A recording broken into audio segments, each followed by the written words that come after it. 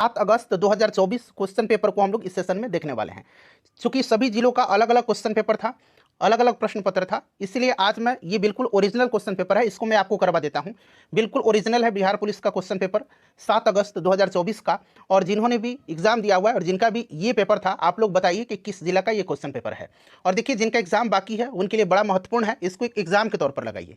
इस पेपर को आप अपने एग्जाम के तौर पर लगाइए और ऐसा समझिए कि आप एग्जाम में बैठे हुए हैं। और देखिए कितना स्कोर आपका आ रहा है। और जिन्होंने पेपर दिया है वो लोग भी आंसर मिला सकते हैं, बिल्कुल ऑथेंटिक आंसर की है।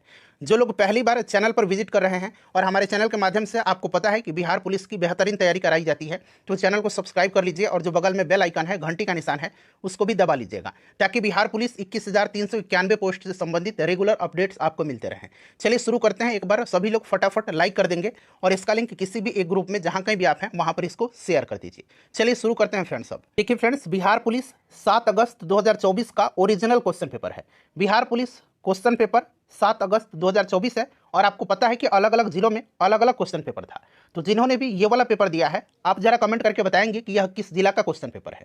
और जिनका एग्जाम बाकी है फ्रेंड्स, आप लोग इसको एग्जाम के तौर पर लगाइए। ऐसा समझिए कि एग्जाम में बैठे हुए हैं और देखिए आपका कितना स्कोर इसमें से आ रहा है। चलिए प्रश्न पढ़ेंगे। आप देख सकते हैं बिल्कुल ओरिजिनल ये क्वेश्चन पेपर है। देखिए प्रश्न क्या है कि पृथ्वी का कौन सा भाग महाजैव विविधता वाले क्षेत्र के रूप में जाना जाता है। तो देखिए पृथ्वी का कौन सा भाग महाजैव विविधता, ठीक है ना। अंग्रेजी में भी यहाँ पर आप देख सकते हैं कि which region of earth is called the region of mega diversity, ठीक है ना। तो ये जाना जाता है कर्क रेखा और उष्ण कटिबंधीय क्षेत्र, कर्क रेखा के उष्ण कटिबंधीय क्षेत्र और मकर रेखा के उष्ण कटिबंधीय क्षेत्र के बीच में। ऑप्शन नंबर यहाँ पर बी यहाँ पर राइट आंसर होगा। थोड़ा सा वीडियो का क्वालिटी जो है आप लोग बढ़ा लीजिएगा, ठीक है ना। वीडियो का क्वालिटी अगर आपके पास पर्याप्त इंटरनेट है तो 720 पर कर लीजिए, अन्यथा 480 पर भी आपको क्लियर दिखाई देगा। देखिए बेल जार, ये बेल लिखा गया है इस तरह से, बेल जार, ठीक है ना। बेल जार में प्रयोग KOH यानी कि पोटेशियम हाइड्रोक्साइड किस तरह से प्रकाश संश्लेषण की प्रक्रिया को प्रभावित करता है। आप लोग बताइए कि किस जिला का यह क्वेश्चन पेपर है, ठीक है ना। चलिए तो यहाँ पर देखिए KOH जो है जार में उपस्थित CO2 को यानी कि कार्बन डाइऑक्साइड को अवशोषित करता है। तो यहाँ पर ऑप्शन नंबर बी जो होगा इसका राइट आंसर होगा। चलिए उसके बाद देखिए अगला प्रश्न क्या पूछा गया है। अगला प्रश्न पूछा गया कि which of the following standardized, Hindi में पढ़िए, निम्न में से कौन सा मानकीकरण चिन्ह सोने के आभूषणों की शुद्धता के निर्धारण के लिए आवश्यक है। वैसे मैं जब पढ़ूंगा ना तो क्वेश्चन आपको क्लियर हो जाएगा, ठीक है ना। चलिए मैं भी पढ़ रहा था तो समझ में नहीं आ रहा था क्योंकि स्पष्ट उतना नहीं है, लेकिन मैं पढ़ूंगा तो आपको क्लियर होता जाएगा।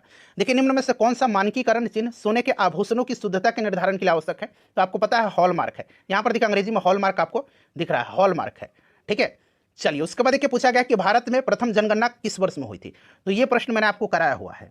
मैं आपको बताते चलूंगा कि कौन कौन सा प्रश्न मैंने आपको कराया हुआ, और ईमानदारी से जो लोग शुरू से जुड़े हुए हैं वो लोग बताइएगा, क्योंकि जो नए वाले आए हैं 3-4 सेशन देखे होंगे वो लोग कहेंगे कि नहीं था।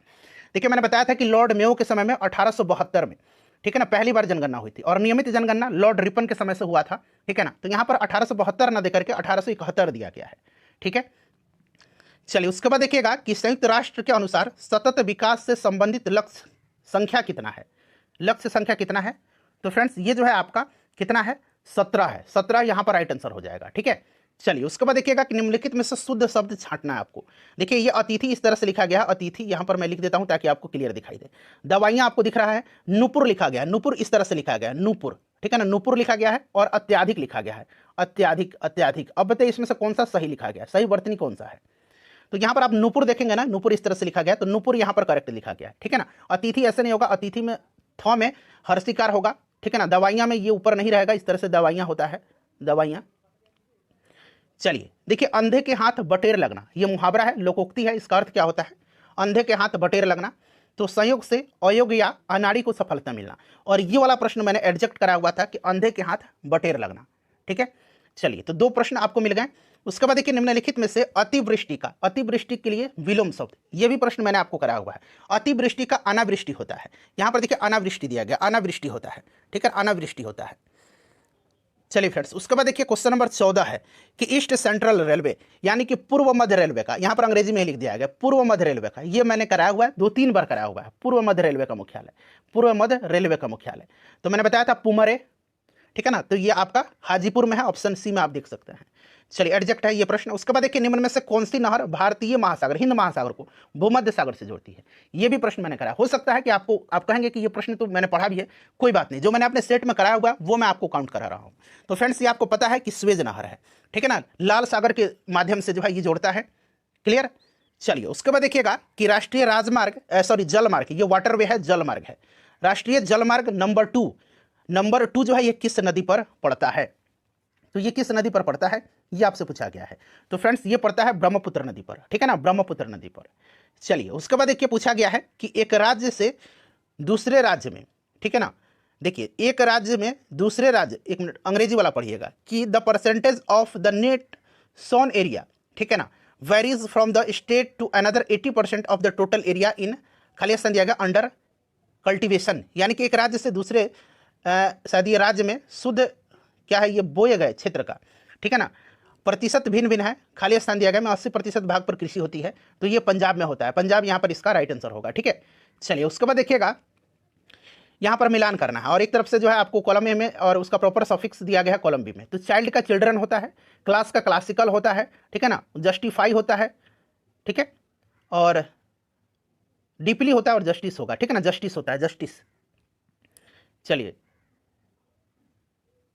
नेक्स्ट क्वेश्चन करेंगे। यहां पर देखिए कह रहा है कि यू खाली स्थान दिया गया है, light A match the room is full of gas, तो यू मस्ट नॉट, ठीक है ना, तो मस्ट नॉट का प्रयोग होगा, मतलब तुमको माचिस नहीं जलाना है, कारण क्या है कि रूम जो है पूरा गैस से भरा हुआ है। चलिए उसके बाद देखिएगा कि यहाँ पर कह रहा है कि पर्सन अनेबल पे हिज डेप्ट, इसको वन वर्ड सब्स्टिट्यूशन बताना है, चूंकि अंडरलाइन पार्ट में कह रहा है कि अंडरलाइन पार्ट का आपको वन वर्ड बताना है, वन वर्ड। देखिए तो एक व्यक्ति जो अपना जो डेप्ट है उसको वो चुकाने में असमर्थ है ना, उसको कहा जाता है दिवालिया, यानी कि बैंकरप्ट इसको अंग्रेजी में कहा जाए, हिंदी में दिवालिया बोलते हैं।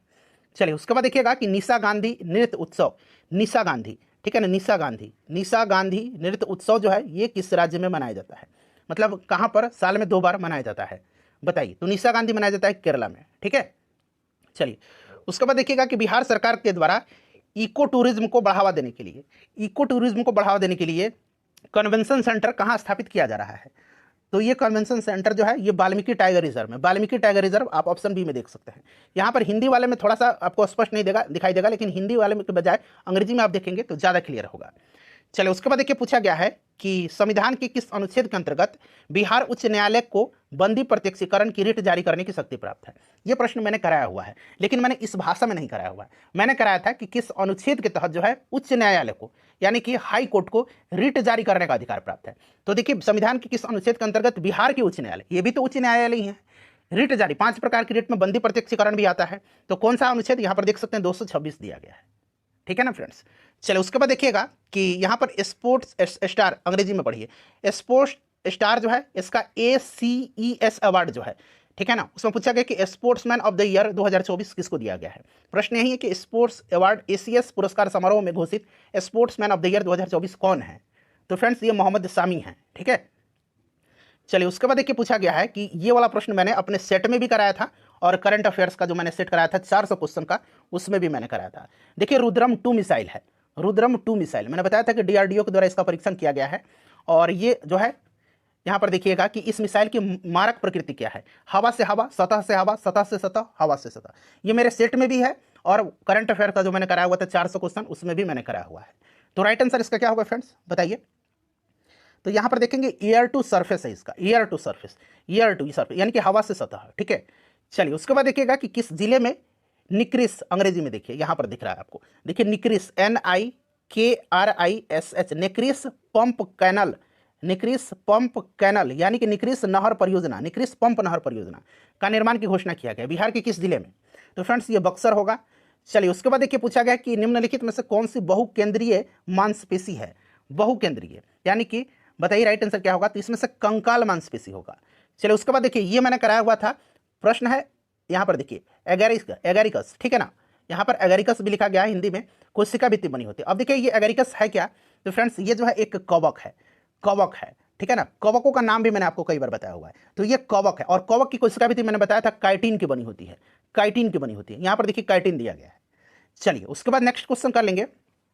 देखिए प्रगति 2024 मैंने आपको ये प्रश्न करवाया हुआ है कि ये किस चीज से संबंधित है। पहल किस क्षेत्र के सहयोगात्मक अनुसंधान और नवाचार बढ़ाने के लिए केंद्रित है? तो मैंने बताया हुआ था आयुर्वेद के लिए है, प्रगति 2024 आयुर्वेद के लिए है। चलिए उसके बाद देखिएगा कि किस राज्य के काजी नेम्बू को, अब देखिए ये काजी नेम्बू दरअसल जब आपका पेपर 1 अक्टूबर को होना था ना, जो उस समय अक्टूबर में होना था, मैंने काजी नेम्बू को उस समय जीआई टैग दिया गया था। तो उस समय मैंने आपको कराया हुआ था कि काजी नेम्बू को जीआई टैग दिया गया है और किस राज्य का है, तो असम का है। और असम ने ही इसको राज्य का फल घोषित किया हुआ है, राजकीय फल। ठीक है, चलिए उसके बाद देखिएगा अगला प्रश्न है कि निम्नलिखित में से कौन सी प्रक्रिया उन पौधों को उगाने के लिए उपयोगी होती है जो बीज उत्पन्न करने की क्षमता खो चुके होते हैं, बताइए। तो ये कायिक प्रवर्धन है, कायिक प्रवर्धन इसको बोलते हैं। ठीक है, कायिक प्रवर्धन, कायिक प्रवर्धन। चलिए उसके बाद देखिएगा कि नग्न बीज इसमें मिलते हैं, जिम्नोस्पर्म, एंजियोस्पर्म मैंने कराया हुआ है ना, जो मैंने प्रीवियस ईयर का महामैराथन कराया हुआ था, जिसमें मैंने 2 घंटे का क्लास था वो, उसमें भी मैंने कराया हुआ है। ये किसको कहा जाता है, तो फ्रेंड्स ये कहा जाता है जिम्नोस्पर्म को। जिम्नोस्पर्म यहाँ पर दिया गया, जिम्नोस्पर्म, ये प्रश्न मेरा कराया हुआ है जिम्नोस्पर्म, स्पर्म। ठीक है ना। चलिए उसके बाद देखिएगा अगला प्रश्न क्या है, हाँ ये हो गया। अगला प्रश्न पूछा गया कि एक विशिष्ट कार्य करने के लिए कोशिका द्वारा अस्थायी रूप और आकार लेने की क्रिया को क्या कहा जाता है। एक विशिष्ट कार्य करने के लिए कोशिका द्वारा अस्थायी रूप और आकार लेने की क्रिया को क्या कहा जाता है, इसको कहा जाता है क्या, विभेदीकरण कहा जाता है। ठीक है ना, डिफ्रेंसिएशन कहा जाता है, अंग्रेजी में भी है यहाँ पर। चलिए उसके बाद देखिए ये कथन दिया गया है और कारण दिया गया है। अब कथन और कारण यहाँ पर आप पढ़िए और यहाँ से आंसर चुन करके बताना है। ए और आर दोनों सही है और आर ए की सही व्याख्या कर रहा है, ए और आर दोनों सत्य हैं। ठीक है ना, परंतु आर ए की व्याख्या नहीं कर रहा है, ए सत्य है आर असत्य है, ए असत्य है आर असत्य है। चलिए इस तरह से आंसर देना है। पहला कथन पढ़ेंगे, यानी कि आपका कथन ए है कि अनुच्छेद 356 के अंतर्गत उद्घोषणा जारी करने के साथ ही राज्य विधानसभा अवश्यंभावी भंग हो जाती है। ठीक है ना, नहीं भंग होती है, ये भंग नहीं होती है जब तक कि इस घोषणा के अंतर्गत राष्ट्रपति जो है राज्य सरकार के सभी कृत्य अपने हाथ में ले सकेगा। ये बिल्कुल सत्य दिया गया है। ठीक है ना, तो यहाँ पर आपका ये असत्य है परंतु आर सत्य दिया गया है। ठीक है, चलिए उसके बाद देखिए पूछा गया कि बिहार पब्लिक सर्विस कमीशन का स्थापना कब हुआ था। हालांकि बिहार पुलिस के लिए मैंने नहीं कराया हुआ था, लेकिन जब भी मैंने आपको बीपीएससी का प्रश्न कराता हूँ, ये प्रश्न आपको देता हूँ, तो आपका 1949 में हुआ था। ठीक है ना, 1 अप्रैल 1949 को हुआ था।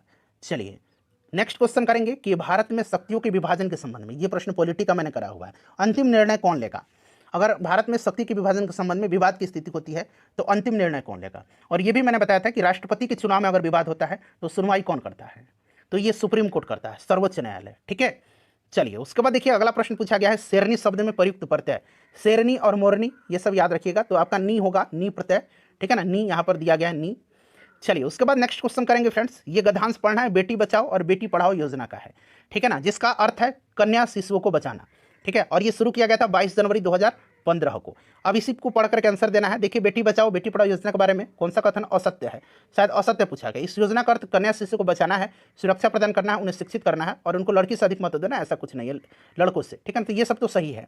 ठीक है, यहाँ पर देखिएगा कि बेटी बचाओ बेटी पढ़ाओ योजना के शुरू करने के पीछे कई कारण थे, कौन सा कारण इसमें से गलत है। तो यहाँ पर देखिए कन्याओं को लड़कों की अपेक्षा महत्व देना है, यहाँ पर ये दिया गया है। ठीक है, चलिए उसके बाद देखिएगा कि भारत सरकार बेटी बचाओ बेटी पढ़ाओ योजना का शुरुआत, तो यहाँ पर 22 जनवरी 2015 स्पष्ट यहाँ पर दिया भी गया है। ठीक है, 22 जनवरी 2015 को, तो ये हो गया। अब आइए यहाँ पर देखिए, निम्न में से बिहार की कौन सी वनस्पति घास की प्रजाति से है, बताइए।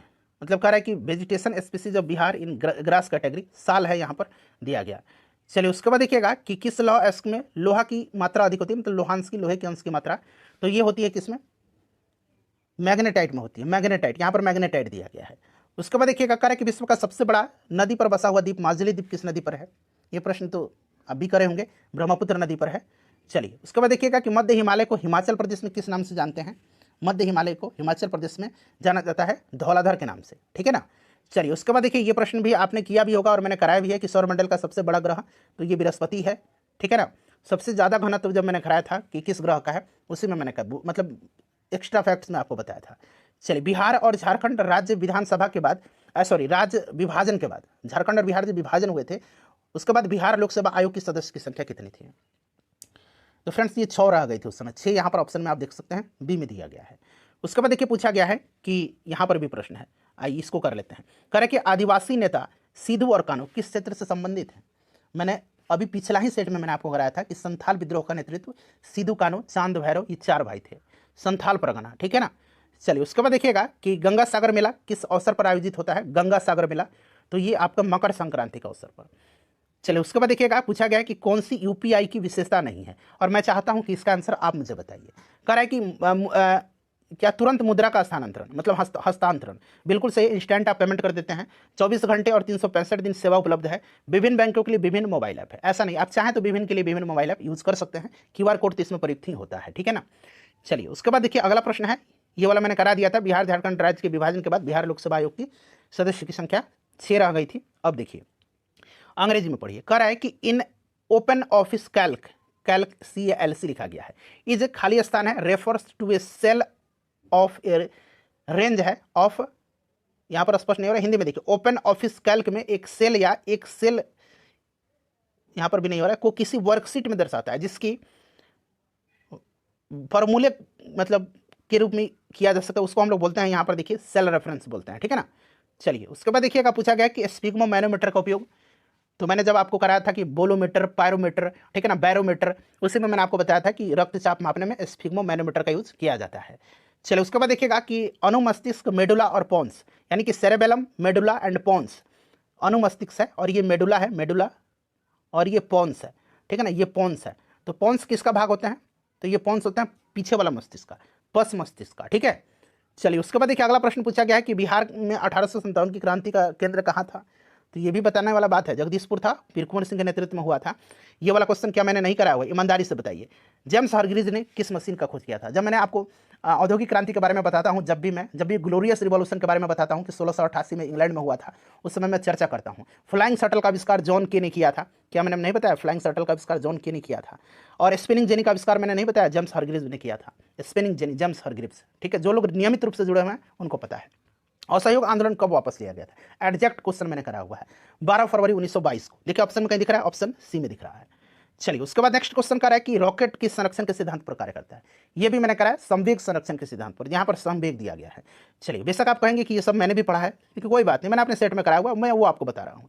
देखिए बिजली के झटके के जोखिम से बचने के लिए हम क्या उपयोग करते हैं, तो अर्थ वायर का उपयोग करते हैं, भू संपर्क तार यहाँ पर दिया गया अर्थ वायर का, ठीक है। चलिए उसके बाद देखिएगा कि PQ किसी कार्य को, ये मैथ का क्वेश्चन आप लोग बनाइएगा, ठीक है।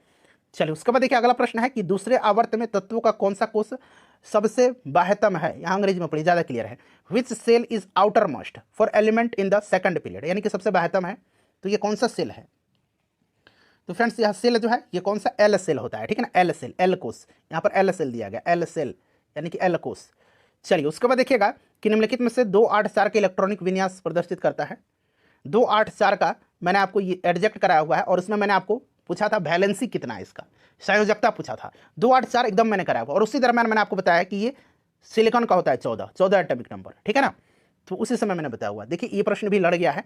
उसके बाद चलिए उसके बाद देखिएगा अगला प्रश्न है कि फ्लेमिंग के बाएं हाथ के नियम के अनुसार मध्यमा उंगली, ठीक है ना, किसका प्रतिनिधित्व करती है। यानी कि यहाँ पर देखिए मिडिल फिंगर का रहा है कि मिडिल फिंगर, तो देखिए मिडिल फिंगर जो है आपको पता है कि डायरेक्शन ऑफ करंट बताता है, तो यहाँ पर देखिए ऑप्शन नंबर डी में है द डायरेक्शन ऑफ करंट।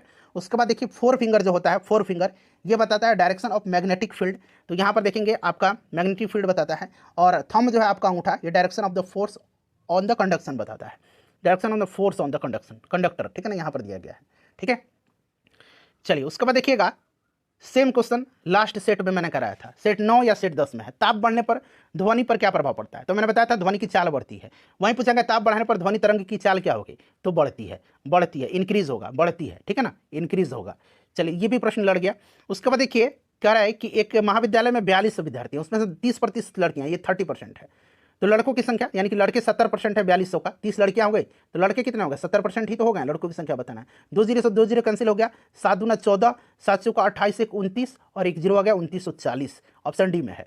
चलिए उसके बाद देखिएगा ये भी प्रश्न देख लीजिए, मैथ का ही क्वेश्चन है, इसको सॉल्व कर लीजिएगा, ठीक है। एक दुकानदार ने एक कुर्सी को 600 रुपये में खरीदा है और 675 रुपये में बेच दिया है, प्रतिशत लाभ निकालना है, कितना आसान है। 75 रुपया का यहाँ पर आप लाभ परसेंट निकालना है, तो यहाँ पर 600 है क्रय मूल्य बटा 100, 2 0 से 2 0 कट गया, ठीक है ना, और 75 बटा 6 हो गया, इसको करिए 6 कम 6 बचा 1, 6 दूना 12 बचा 3, ठीक है ना, तो ये 12 हो गया बचा 3, तो 6 3 18, 6 का 24, 100 30, 12.5%। चलिए उसके बाद देखिएगा ये वाला क्वेश्चन क्लियर नहीं हो पा रहा है, लेकिन मैं आपको बता रहा हूँ, कह रहा है कि ना एक बैग में 1 रुपया का, 50 पैसे का और 25 पैसे का और 10 पैसे का, यानी कि 1 रुपया, 50 पैसा, 25 पैसा और 10 पैसे के सिक्के हैं, ठीक है ना। और यहाँ पर अनुपात भी बताया गया है, 1 1 शायद 5 अनुपात में है, और मैंने इसी को मान करके सॉल्व किया है। तो ये कुल इनकी राशि है 22.25, ये 22.25 लिखा गया है। तो इसमें 25 पैसे की सिक्के की संख्या, तो 25 पैसे की सिक्के की संख्या 25 ही होना चाहिए। आप लोग भी सॉल्व करिएगा, ठीक है। चलिए उसके बाद देखिएगा, ये मैंने नहीं कराया, लैक्टिक एसिड दूध दही इन सब में पाया जाता है, तो यहाँ पर कर्ड दिया गया है। चलिए हिंदी में आइए, लैक्टिक एसिड दही में, ऑक्जेलिक एसिड टमाटर में, चिक कर मैं बताता हूँ, ऑक्जेलिक एसिड टमाटर में, और सिट्रिक एसिड जो है सिरका में। सिट्रिक एसिड खट्टे फल जो होते हैं नींबू संतरा उनमें पाया जाता है। टार्टरिक एसिड मैंने बताया था इमली अंगूर, कच्चा आम जो है कच्चा मैंगो उसमें टार्टरिक एसिड पाया जाता है। देख सकते हैं आप 10-12 प्रश्न डायरेक्टली पूछे गए हैं। चलिए उसके बाद पूछा गया है कि एसिड रेन का पीएच रेंज कितना। एसिड रेन का 5.6 से कम पीएच वैल्यू होगा। तो यहाँ पर देख सकते हैं 100 क्वेश्चन और 5 क्वेश्चन और छूटा हुआ है, वो मैं आपको करवा देता हूँ। आइए, ये वाला क्वेश्चन शायद मैंने पहले भी कल ही आपको शायद करवाया हुआ है, यहाँ पर इसको देख लीजिएगा। हाँ, ये वाला क्वेश्चन है, देखिए आइए, 1 मिनट रुक जाइए। हाँ, अब ये वाला क्वेश्चन है, यहाँ से है ये वाला क्वेश्चन, कल ही मैंने आपको टाइप करके बताया भी हुआ था कि एरिया ऑफ पैरेललोग्राम है 28 सेंटीमीटर स्क्वायर है, और कह रहा है कि बेस 7 सेंटीमीटर है, तो उसकी ऊंचाई पूछा गया है। तो आपको एरिया बटा ऊंचाई होता है, एरिया बटा उसका आधार होता है ऊंचाई निकालना, ठीक है ना। ऊंचाई बराबर एरिया बटा आधार होता है, तो 7 चौका 28, यहाँ पर देखिए 4 सेंटीमीटर है। उसके बाद देखिए ये भी प्रश्न मैंने कराया था कि यदि बिंदु 4, 5 है, ठीक है ना, समीकरण दिया गया है 3y = ax + 7 दिया गया है, तो इसमें से a का मान, तो ये x है और ये y है, x को x के साथ पुट करिए और y को y के साथ पुट करिए। तो यहाँ पर 5 रखेंगे तो ये 15 हो जाएगा, 5 या 15, ये आपका 4x हो जाएगा और = 7 हो जाएगा। इधर 7 जाएगा तो ये 8 बचेगा और ये 4x बचेगा। x = कितना आएगा, 4 दूनी 8, 2 आएगा। चलिए उसके बाद देखिएगा कि 125 रुपये की निश्चित राशि 3 वर्ष में एक निश्चित वार्षिक चक्रवृद्धि ब्याज की दर पर 216 रुपया हो जाती है। तो ब्याज की दर आपसे पूछा गया है, ब्याज की दर आपसे पूछा गया था, तो ये 20% यहाँ पर आंसर होगा। उसके बाद देखिए अगला प्रश्न पूछा गया था, ये कथन दे करके कह रहा है कि देखिए कह रहा है कि मॉस, ये लाइकेन और मॉस आपने पढ़ा हुआ है ना, मॉस जो है ये पारिस्थितिक दृष्टि से बहुत महत्व है, बिल्कुल सही दिया गया। और वे मॉस चट्टान को मृदा के अपघटित करते हैं और वे मृदा को अवक्षरण से रोकते हैं, अपक्षरण से, कटाव से, ये भी सही है। दोनों स्टेटमेंट सही, लेकिन ये व्याख्या जो है आर नहीं कर रहा है, इस चीज़ को ध्यान रखिएगा। तो यहाँ पर देखिए दोनों जो है सही है और आर का सही स्पष्टीकरण नहीं है, ऑप्शन बी। चलिए उसके बाद देखिएगा कि द हस्क ऑफ कोकोनट, यानी कि नारियल के ऊपरी भाग, छिलका किस प्रकार के उत्तक का बना होता है। तो मैंने कल ही आपको बताया था, ये बना होता है एस्क्लेरेन्काइमा का दृढ़ उत्तक का, ऑप्शन बी। तो 100 क्वेश्चन मैंने आपको करा दिए हैं, कुछ क्वेश्चन इसमें से छूटा हुआ है, कोई बात नहीं, अपने स्कोर बताइएगा, इसको लाइक कर दीजिए और शेयर कर दीजिए। और इसी पैटर्न पर इंपॉर्टेंट टॉपिक जहां से प्रश्न बन रहा है उसको आज मैं आपको कवर करवाऊंगा, उस सेशन से जरूर जुड़िएगा।